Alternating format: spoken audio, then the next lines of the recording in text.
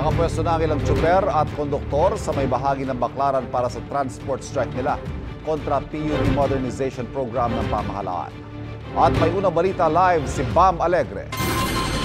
Bam. Magandang umaga. Nakikita ninyo sa ating likuran ngayon, currently sinasagawa ang programa ng mga nakikilos protesta ng mga tsuper dito yan sa Baclaran. Pinagsamang pwersa yan ng Manibela at Piston. Sila yung nangunguna sa transport strike na ngayong araw hanggang bukas. Pagtutol pa rin ito sa PUV Modernization Program o tinatawag na Public Transport Modernization Program o PTMP.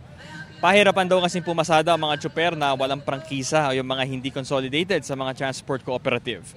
70,000 nakaanib ng piston ayon sa kanila ang lumalahok ngayon sa tigil pasada nationwide. Ayon naman sa Manibela, nationwide naman daw 100,000 yung kanilang mga membro na lalahok. Dito lang sa Metro Manila, tansya nila nasa 20,000 ang hindi papasada ngayon. Handa naman daw ang LTFRB, meron daw silang mga libreng sakay para sa mga stranded. Sa mga oras na ito, wala pa tayong nakikitang build-up ng mga pasahero dahil may mga pumapasada pa rin mga jeepney. Ayon sa PNP, naka-standby ang halos 1,000 nilang sasakyan bukod pa sa mga sasakyan ng mga LGU para tumugon kung magkakaroon ng kakulangan sa masasakyan. 9,000 pulis din na naka-heightened alert para i-secure ang mga transport hub at mga passenger pick-up at drop-off para maiwasan ang anumang kaguluhan. Sa panulukan ng EDSA at Ross Boulevard, dito natin napansin, meron tayong mga nakausap dyan, mga pasahero at tsuper. Pakinggan natin ang kanilang pahayag. Kaya pala mahirap po sumakay. Kaya siguro strike pala. Kailangan mo nang kumita.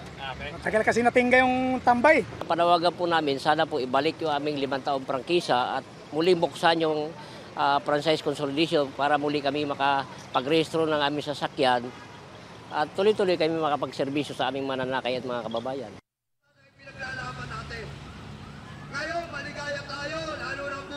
Yung huli nagsulta si Cirilo Naturino yan ng grupong Piston.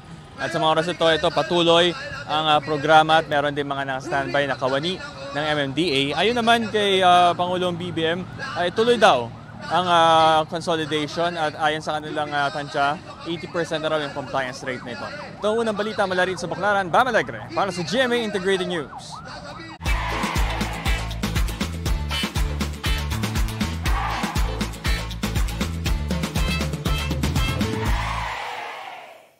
Kapuso, para laging una ka sa mga balita, bisitahin at mag-subscribe sa GMA Integrated News sa YouTube. Sa mga kapuso abroad, samahan nyo kami sa GMA Pinoy TV at sa www.gmanews.tv.